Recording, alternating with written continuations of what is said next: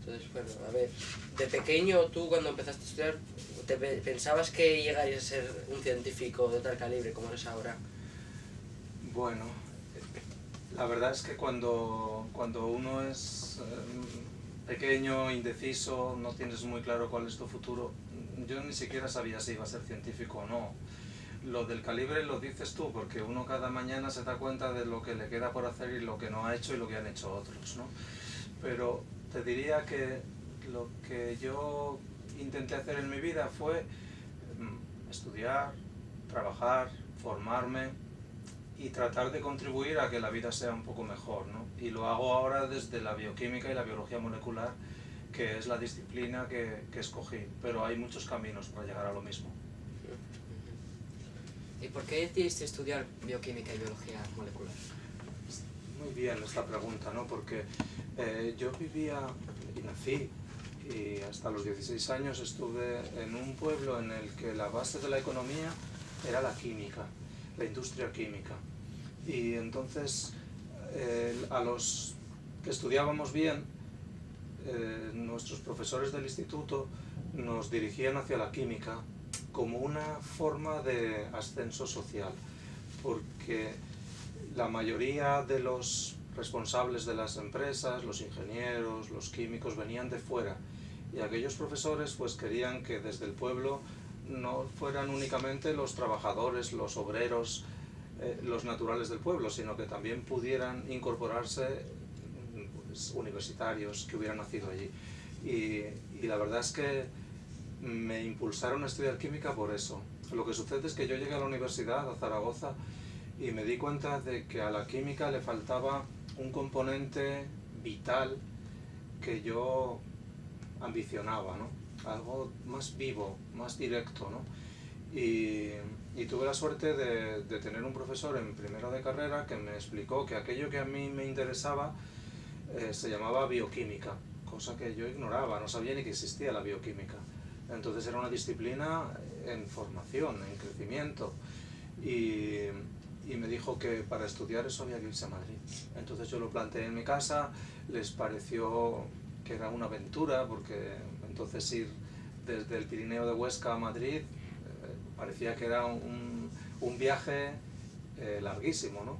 Pero bueno, fui a Madrid, tuve profesores extraordinarios, Margarita Salas, por ejemplo, y ya para siempre pues me quedé anclado en la bioquímica.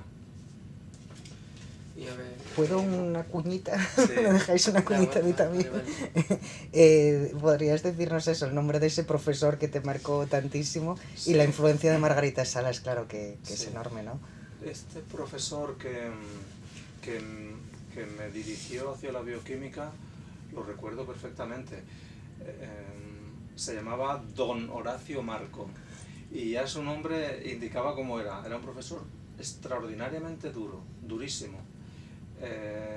No aprobaba igual a más de 3 o 4 personas cada año. Era muy, muy duro, ¿no? Sin embargo, mostraba en la pizarra cada mañana la actualidad de una ciencia que era casi desconocida. Entonces aquello era impactante, ¿no? Yo me fui a Madrid y durante 20 años nunca tuve oportunidad ni de volverlo a ver ni de saber nada de él. Hasta que, pasado todo este tiempo, me invitaron a Zaragoza a dar unas conferencias precisamente pues porque nuestro trabajo se había desarrollado bien y habíamos hecho algunos descubrimientos, y en una de aquellas conferencias tuve la oportunidad de saber que este señor pues era ya muy mayor, pero ocupaba un cargo académico, era el presidente de la Academia de Ciencias, de la Real Academia de Ciencias de Zaragoza, y entonces le escribí una carta a ese sitio para decirle que me acordaba de él, y me contestó entrañable, una carta extraordinaria por su parte, ¿no? Y murió ya, era muy mayor. Y respecto a la influencia de los profesores en la universidad, en lo que es mi formación, fue decisiva, ¿no? Margarita Salas me dio la primera clase cuando llegué a Madrid, ¿no? Yo no la conocía de nada, ¿no? Ni su nombre ni nada, ¿no? Pero fue realmente impactante, ¿no? Porque me di cuenta que por primera vez en mi vida un profesor explicaba en clase lo que había hecho en el laboratorio, o sea, era su propio trabajo. Y ella en el laboratorio de Severo Ochoa había contribuido a descifrar el código genético, por ejemplo, ¿no? Entonces no era algo que saliera en un libro y que un profesor se lo hubiera estudiado y lo tuviera que más o menos contar, ¿no? Con cierta distancia, sino que lo había construido ese conocimiento con sus propias manos. Entonces era una enseñanza viva y directa. Y tuve otros muchos profesores allí, don Ángel Martín Municio, que era el director del departamento, que ahora recuerde también otros que después han sido referentes en mi vida, ¿no? Por ejemplo, Pepe Gavilanes, que nos enseñaba las técnicas instrumentales bioquímicas y que hoy, 30 años después, cuando tengo alguna duda, algún problema, alguna dificultad, cuando no sé muy bien por dónde ir, le llamo por teléfono a Madrid. Él es ahora el director del departamento de bioquímica en Madrid, y aquel profesor, que entonces era muy joven, pero muy inteligente y con unas características que le hacían muy accesible a los alumnos y que yo después he tratado de imitar, pues sigue siendo un referente en mi vida. Con venir a vivir a Asturias, pudiendo, si quisieras, trabajar en cualquier parte del mundo? Esta sé que tienes una pregunta que tiene una respuesta muy personal y muy clara. Pues porque la que entonces era mi novia, hoy mi mujer, era de aquí. Entonces ella, nosotros nos conocimos en Madrid estudiando en la universidad. Ella hizo exactamente el mismo viaje que yo, hice desde Zaragoza, ella lo hizo desde Asturias. Ella estudió químicas, empezó estudiando químicas, le interesó la bioquímica también y acabó pues, en Madrid, que es donde se podía estudiar entonces, ahora se puede estudiar en muchos más sitios. Y nos conocimos allí en el laboratorio de prácticas de la Universidad Complutense. Y bueno, estuvimos juntos, después ella tuvo la oportunidad de hacer aquí su tesis doctoral y vino aquí, tenía un trabajo. Y una vez que salió a concurso una oposición, pues me presenté pensando, bueno, es una manera de estar juntos, ¿no? Y vivir juntos. No sabía si me quedaría aquí mucho tiempo, ¿no? Eso no lo podía saber, tal vez no. A algunos de mis maestros no les convenció mucho de que viniera aquí, pero vine, estuve desde el principio muy contento, pensé que podíamos desarrollar aquí una labor científica interesante y empezamos, y hasta ahora. Y mientras sintamos que podemos hacer aquí nuestro trabajo y que lo podemos hacer pues, con armonía y disfrutando de él, no tengo por qué cambiar. A ver, ¿en qué proyectos estás trabajando en el presente? Por resumir, para no estar aquí hablando muchísimo de los detalles, ¿no? Pues el laboratorio ahora mismo se sustenta en 3 pilares de investigación fundamental, ¿no? Que son los mecanismos de progresión del cáncer, o sea, biología tumoral en general. En segundo lugar, mecanismos de envejecimiento, porque envejecemos utilizando modelos, animales y también enfermedades de envejecimiento acelerado. Y en tercer lugar, análisis de genomas, que nos ha permitido introducirnos en el mundo de la evolución, en estudiar la evolución humana y de otras especies, y también todo ese trabajo de análisis funcional de genomas nos ha servido para acceder al estudio de los genomas del cáncer, que tal vez es el proyecto que ahora mismo nos ocupa más tiempo y más energía. Y bueno, ¿con cuántas personas trabajas y dónde son esta gente? Sí, el grupo tiene un gran dinamismo porque cada año se incorpora 1 o 2 estudiantes a hacer su tesis doctoral. Una tesis doctoral ocupa unos 4 o 5 años, pero cuando pasa ese periodo obligatoriamente se tienen que marchar para continuar su formación en otro lugar, para ampliar sus horizontes, fundamentalmente en el extranjero, ¿no? Por lo cual eso además permite que haya este recambio y vengan otros estudiantes muy jóvenes que selecciono en las aulas, en la facultad, y se incorporen a hacer su tesis doctoral. Además hay ya investigadores más consolidados, ¿no? Que son los que llamamos postdoctorales. Ya han hecho su tesis doctoral y están aquí durante un periodo de unos 3 años para ampliar aquí la formación que ellos habían adquirido en otro lugar. Y este grupo es el que aprovechamos para internacionalizar el laboratorio. Y así tenemos ahora mismo, pues, por ejemplo, a Andrew, que es australiano y que ha venido desde Australia a hacer su postdoctorado aquí. O Aga, que es de Polonia, o hemos tenido a estudiantes doctores de muchos países, de Finlandia, de Alemania, de México, de muchos sitios, ¿no? Muy contento con ellos además, ¿no? Y en total pues podemos decir que hay alrededor de 20 personas que de alguna manera dependen de mí o yo de ellos. ¿Es que estás cerca de hallar una cura para el cáncer? Un segundín, Samuel, perdón, en relación con lo que decías, esa selección que decías de la gente de la facultad, de aquí de Oviedo. Sí, los estudiantes de doctorado son de aquí prácticamente siempre, porque doy clase en distintas facultades y eso me permite cada año anticipar cuál de todos esos, a lo mejor 300 estudiantes, creo que tiene las mejores cualidades para incorporarse a este laboratorio, que no necesariamente es el que tiene las mejores notas. Muchas veces coincide, porque esto nos ayuda, porque el que tiene las mejores notas puede conseguir una beca muy fácilmente, ¿no? Pero cada 2 o 3 años incorporamos también a algunas personas que no tengan buenas notas. Una, por ejemplo, cada 2 años o cada 3, porque el talento también está en otros sitios, ¿no? Una persona puede tener una serie de capacidades y a lo mejor no hemos sido nosotros lo suficientemente hábiles como para extraerlas en la facultad, pero esas capacidades, esos talentos están y una manera de recuperarlos es incorporar a una persona de estas al laboratorio, ¿no? O sea, esa es un poco la selección, ¿no? Y la mayoría de los que hacen la tesis son de aquí, de la Universidad de Oviedo, que han sido alumnos y que se incorporan a una edad muy temprana al laboratorio, a los 18 años más o menos, 19, en segundo de carrera me gusta, que vengan en el verano, que más o menos vean cuál es la atmósfera de la investigación con sus aspectos muy brillantes, pero también con sus grandes dificultades, ¿no? Yo quiero que lo vivan para que luego no haya desengaños, ¿no? O no crean que esto es un mundo idílico, ¿no? Porque no lo es muy duro. ¿Crees que estás cerca de hallar una posible cura para lo que sea cáncer y enfermedades tumorales? Yo creo que ni nosotros ni nadie. ¿Por qué?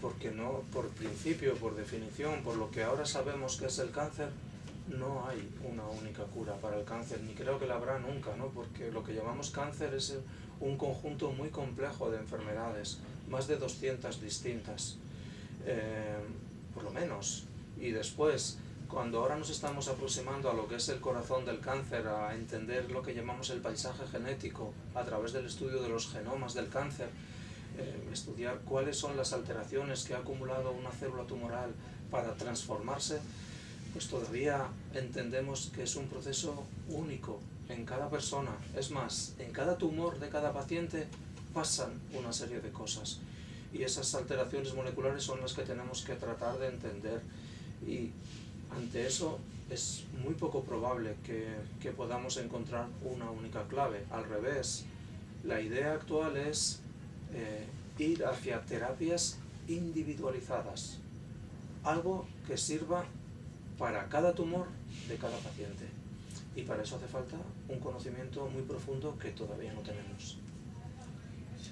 ¿Se pueden convertir la mayoría de los cánceres en enfermedades crónicas? ¿Se están convirtiendo ya?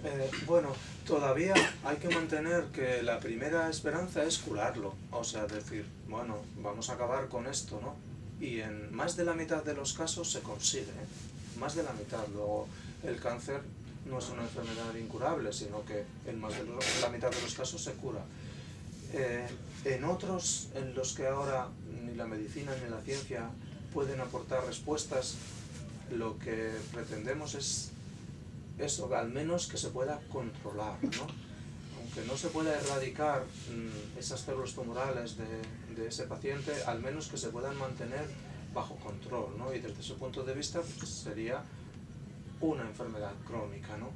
Con la que se puede convivir tal vez muchos años, ¿no?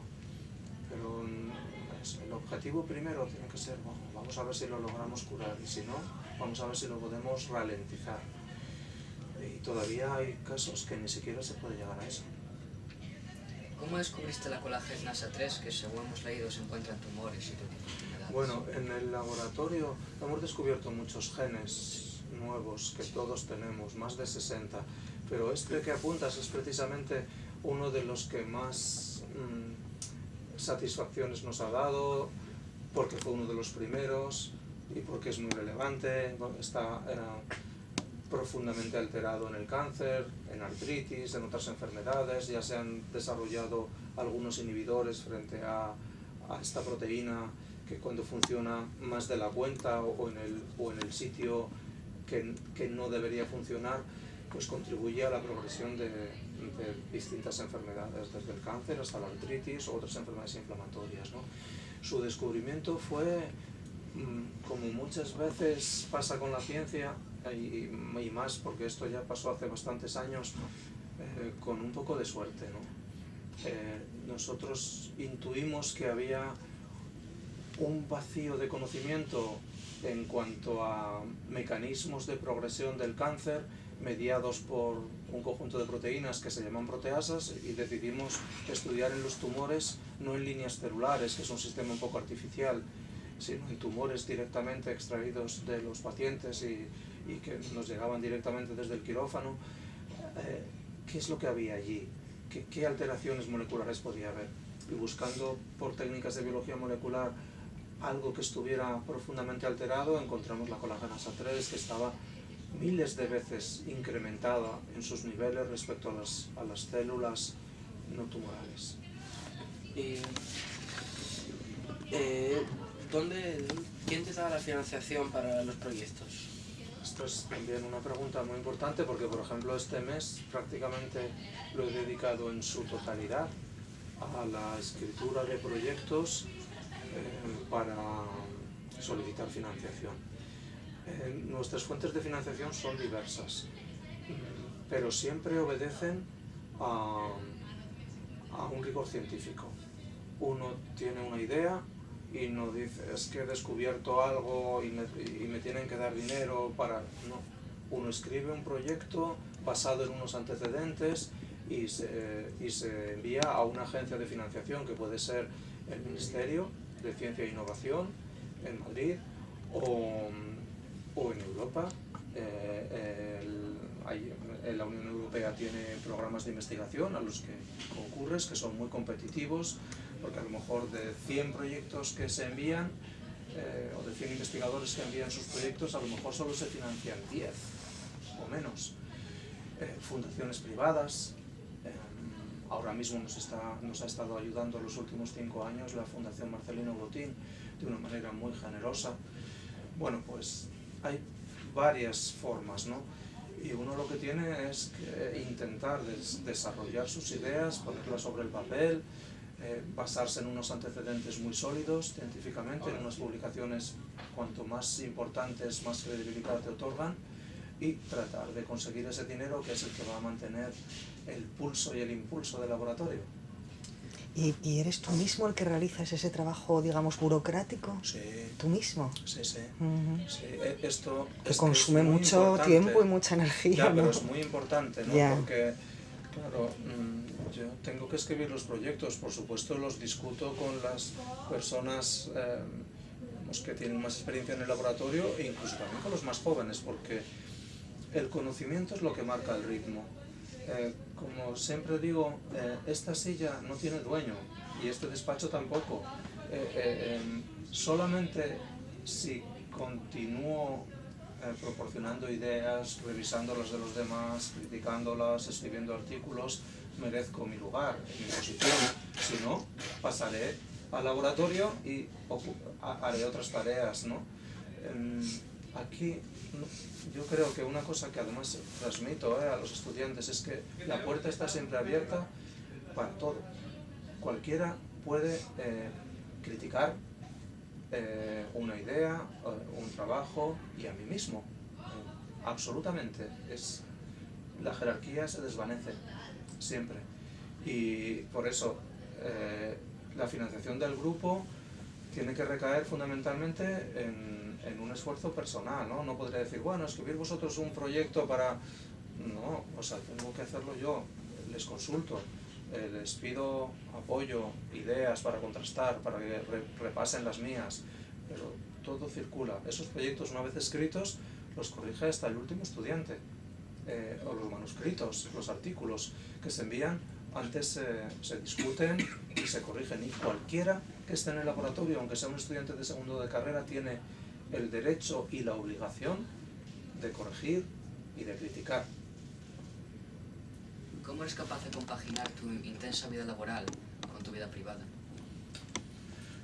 Pues con mucha comprensión por el entorno más cercano, con la idea de que desde ese entorno más cercano pues aprecian lo que hacemos, entienden que es una responsabilidad social, no nada para conseguir ni más dinero ni más satisfacciones sociales, sino una obligación y un compromiso, ¿no? Y cuando una persona manifiesta que parte de su vida, quizás la mayor, es un compromiso hacia otras cosas y procura demostrarlo en su labor diaria, se entiende y se comprende. Y bueno, mi mujer trabaja aquí, es la que me trajo aquí, con lo cual después de 30 años yo creo que entiende perfectamente que la dedicación sea muy intensa, ¿no? Mis hijos han nacido en este ámbito, conocen perfectamente cuáles son las dificultades. No creo que ninguno de los dos nunca vaya a dedicarse a esto, precisamente porque ven el nivel de exigencia y quizás la sociedad actual enseña otros valores y es muy difícil, ¿no? que alguien se incorpore a esto con la entrega que exigía en el pasado y que todavía exige, ¿no? En buena medida, ¿no? Pero como digo, procuro vivir en armonía molecular conmigo mismo y procuro disfrutar y procuro sentir que lo que hago aquí tiene una trascendencia. Me gusta mucho proyectarme en los demás, es una filosofía particular, ¿no? Y bueno, por ahora estoy muy contento. ¿Nos puedes hablar un poquito de ese nivel de exigencia y de esos otros valores que, como tú has dicho, bueno, tan perdidos están y tan necesarios son para estas generaciones? Bueno, la ciencia, tal como me la enseñaron a mí, exigía un compromiso personal y pocas satisfacciones materiales, ¿no? La sociedad ha evolucionado hacia otros lugares, hacia otros territorios, ¿no? No diría que son peores, sino son valores distintos, ¿no? Yo sigo insistiendo en que el esfuerzo es fundamental en cualquier aspecto de la vida, ¿no? Y hay que esforzarse muchísimo. Y aquí lo aprecio cada día. Normalmente el que más se esfuerza es el que más recompensa tiene, en forma de mejores hallazgos o mejores artículos, mejores contribuciones, aunque también se necesita la suerte, ¿no? La sociedad, digamos, está tan dirigida ahora por la imagen, sobre todo, ¿no? Que la vida discreta y retirada pues no es un valor extraordinario, ¿no? Ni tampoco pues es atractivo pensar que ganas el mismo dinero trabajando 8 horas que 16, ¿no? Y que además es mucho menos de lo que puedes ganar en otros ámbitos, ¿no? Pero hay satisfacciones que son incomparables. Por ejemplo, yo siempre recordaré algo que decía el propio Severo Ochoa, que lo llamaba la emoción de descubrir, ¿no? El ver por primera vez algo que nadie antes ha visto es extraordinario.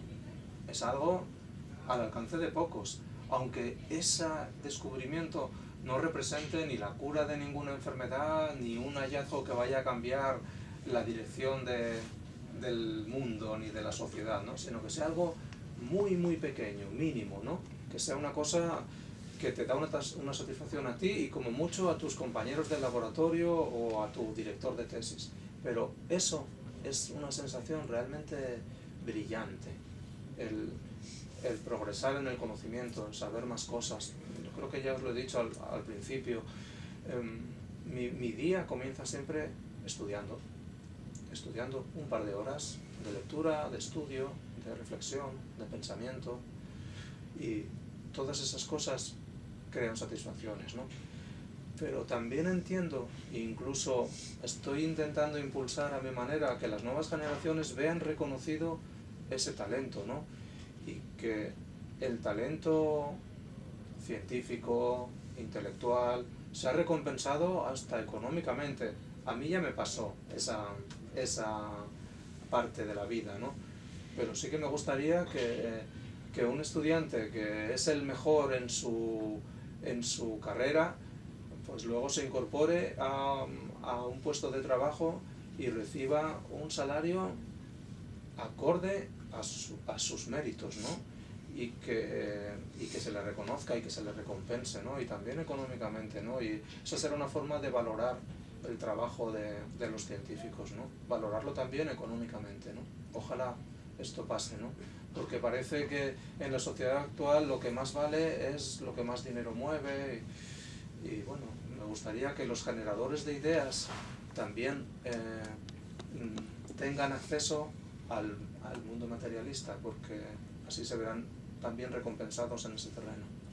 ¿Qué le dirías a alguien que, como nosotros, quisiera, de nuestra edad así, que quisiera dedicarse a la investigación?